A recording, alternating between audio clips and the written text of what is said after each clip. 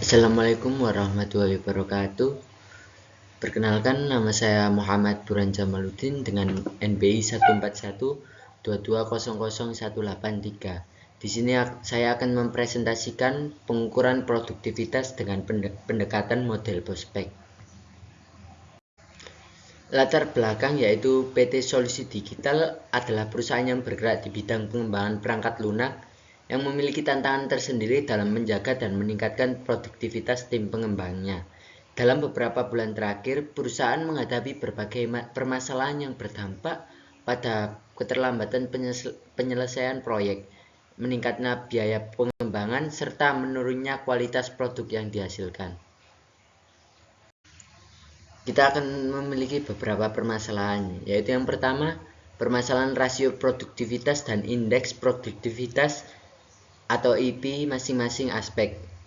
Yang pertama ada aspek produksi, organisasi, penjualan, produk, tenaga kerja, dan modal. Penjelasan A. Rasio produktivitas. Hitunglah nilai rasio produktivitas. Buatlah grafik rasio produktivitas. 3. Buatlah analis grafik rasio produktivitas tersebut. Yang B yaitu indeks produktivitas IP. Yang pertama, hitunglah nilai indeks produktivitas IP. Yang kedua, buatlah grafik indeks produktivitas IP. Dan yang ketiga, buatlah analis grafik indeks produktivitas IP tersebut. Yang kedua yaitu rasio produktivitas dan indeks produktivitas IP keseluruhan aspek. Yang A yaitu rasio produktivitas keseluruhan aspek. Kita akan menghitung nilai rata-rata rasio produktivitas. Lalu kita akan membuat grafik rata-rata rasio produktivitas. Yang ketiga yaitu buatlah analis grafik rata-rata rasio produktivitas tersebut. Yang B ada indeks produktivitas atau IP keseluruhan aspek. Yang pertama, kita akan menghitung nilai rata-rata indeks produktivitas. Yang kedua, membuat grafik rata-rata indeks produktivitas. Dan yang terakhir, membuat analis grafik rata-rata indeks produktivitas IP tersebut. Yang ketiga yaitu peningkatan perbaikan produktivitas. Kita akan menganalisa aspek-aspek yang memiliki nilai rata-rata terendah berdasarkan analisis grafik, rata-rata rasio produktivitas, dan rata-rata indeks produktivitas pada keseluruhan aspek pada permasalahan yang kedua di atas ini. Yang keempat yaitu kita akan membuat kesimpulan. Yang pertama yaitu kita akan memasukkan data keuangan seperti pada tabel 2 ini.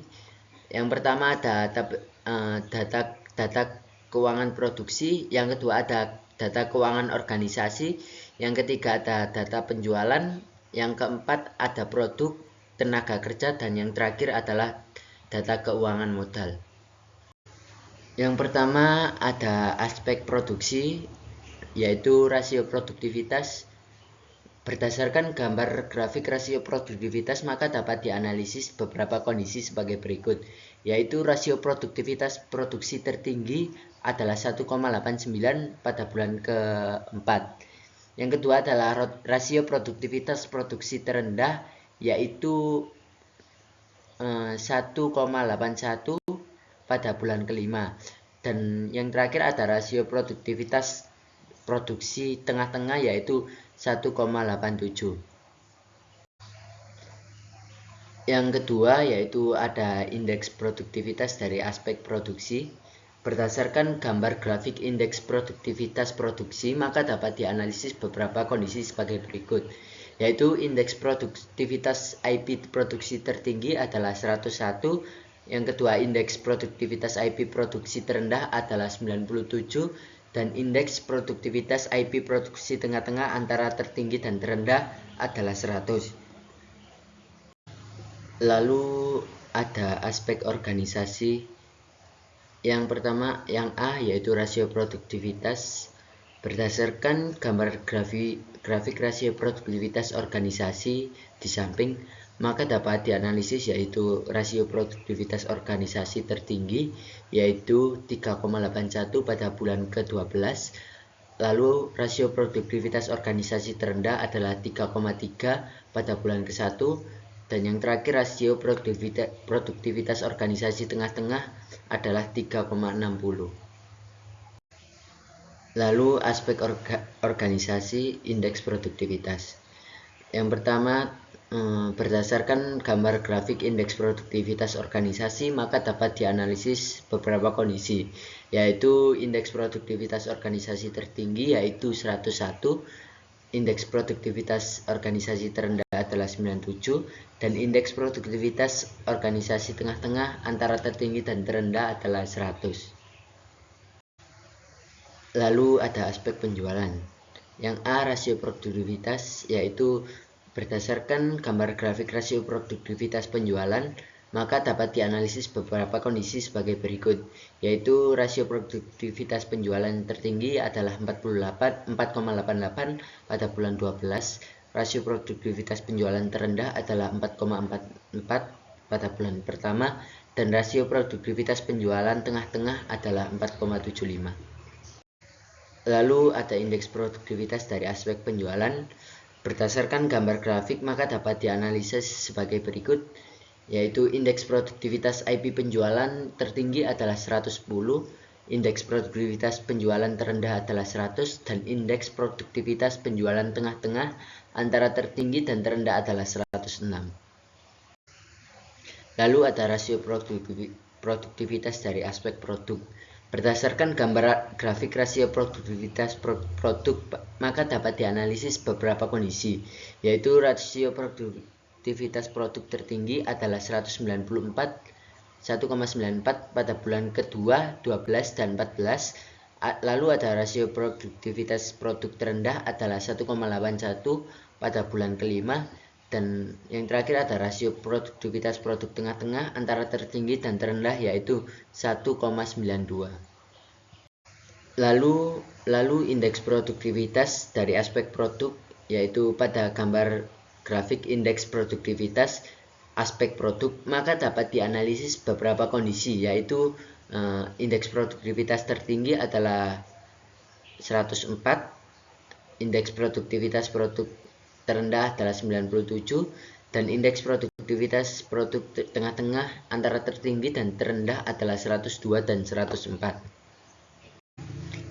Lalu ada rasio produktivitas dari aspek tenaga kerja. Berdasarkan gambar grafik rasio produktivitas tenaga kerja, maka dapat dianalisis beberapa kondisi, yaitu rasio produktivitas tenaga kerja tertinggi adalah 2,46 pada bulan ke-12, lalu rasio produktivitas tenaga kerja terendah adalah 2,11 pada bulan pertama, dan rasio produktivitas tenaga kerja tengah-tengah antara tertinggi dan terendah adalah 2,25 dan 2,27. Lalu indeks produktivitas dari aspek tenaga kerja. Berdasarkan gambar grafik indeks produktivitas tenaga kerja, maka dapat dianalisis beberapa kondisi, yaitu IP tenaga kerja tertinggi yaitu 116, IP tenaga kerja terendah adalah 100, dan IP tenaga kerja tengah-tengah antara tertinggi dan terendah adalah 107. Lalu rasio produktivitas aspek modal. Berdasarkan gambar grafik rasio produktivitas modal, maka dapat dianalisis beberapa kondisi, yaitu rasio produktivitas modal tertinggi adalah 0,68 pada bulan ke-12 dan 14, lalu rasio produktivitas modal terendah adalah 0,56 pada bulan pertama, dan yang terakhir ada rasio produktivitas modal tengah-tengah antara tertinggi dan terendah adalah 0,64. Lalu ada indeks produktivitas dari aspek modal. Berdasarkan gambar grafik indeks produktivitas modal, maka dapat dianalisis beberapa kondisi, yaitu indeks produktivitas modal tertinggi adalah 123, indeks produktivitas modal terendah adalah 100, dan indeks produktivitas modal tengah-tengah antara tertinggi dan terendah adalah 116. Lalu rasio produktivitas seluruh aspek. Berdasarkan grafik rata-rata rasio produktivitas, maka dapat dianalisis beberapa kondisi sebagai berikut, yaitu rata-rata produktivitas keseluruhan aspek tertinggi adalah 4,71, yaitu pada aspek penjualan. Lalu rata-rata rasio produktivitas keseluruhan aspek terendah adalah 0,64, yaitu aspek modal. Dan yang terakhir, rasio produktivitas keseluruhan aspek tengah-tengah antara tertinggi dan terendah adalah 1,90 pada aspek produk dan 2,28 pada aspek tenaga kerja. Lalu ada indeks produktivitas keseluruhan aspek. Berdasarkan grafik rata-rata indeks produktivitas IP, maka dapat dianalisis beberapa kondisi sebagai berikut. Yang pertama, rata-rata indeks produktivitas IP keseluruhan aspek tertinggi adalah 115, yaitu pada aspek modal. Yang kedua, ada rata-rata indeks produktivitas IP keseluruhan aspek terendah adalah 100 pada aspek produksi. Dan yang terakhir, rata-rata indeks produktivitas keseluruhan aspek tengah-tengah antara tertinggi dan terendah adalah 106 pada aspek penjualan dan 108 pada aspek organisasi dan tenaga kerja. Dari kondisi tersebut, kita akan melakukan tindakan perbaikan. Yang pertama, kita akan melakukan tindakan perbaikan yang baik untuk aspek modal. Yang pertama, kita akan melakukan pengendalian persediaan, lalu kita akan manajemen keuangan dengan baik, lalu ada analisis investasi, dan yang terakhir yaitu perencanaan dan pengembalian ekonomi atau modal. Lalu tindakan perbaikan pada aspek produksi, yaitu yang pertama kita akan melakukan perbaikan efisiensi proses produksi, lalu kita akan meningkatkan kualitas produk yang dimiliki, dan yang terakhir optimasi utilisasi mesin dan peralatan.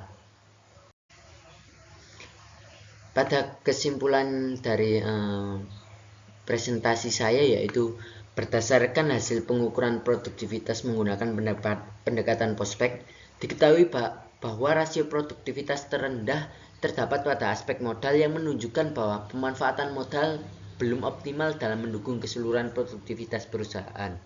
Selain itu, indeks produktivitas terendah ditemukan pada aspek produksi yang mengindikasikan bahwa efektivitas proses produksi mengalami penurunan dibandingkan periode sebelumnya. Temuan ini menunjukkan perlunya upaya untuk peningkatan pengelolaan modal serta perbaikan dalam sistem dan proses produksi untuk mendukung peningkatan produktivitas secara menyeluruh. Demikian presentasi dari saya, kurang lebihnya mohon maaf. Terima kasih. Wassalamualaikum warahmatullahi wabarakatuh.